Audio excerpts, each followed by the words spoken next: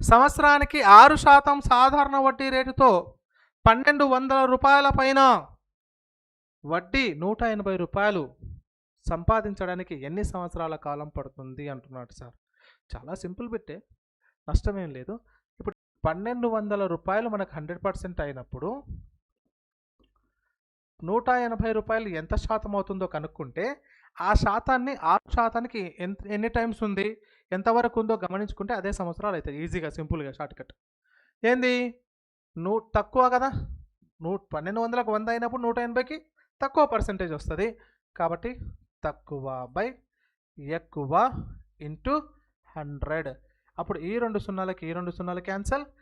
12 ఎక్కం 12 లేదా 12 ఎక్కం 12, 12 ఎక్కం 12, 12 5లు is equal ఎంత వచ్చింది సార్ అంటే 15% వచ్చింది.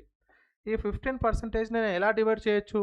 సంవత్సరానికి 6% కింద ఒకసారి 6% ప్లస్ మరొకసారి 6%, 12 అయింది, తర్వాత 3%. ఒక సంవత్సరం హాఫ్ ఇయర్ అంటే 2.5 సంవత్సరాల కాలానికి అయిపోయింది కదా. లాజిక్ అర్థమవుతుందా సార్?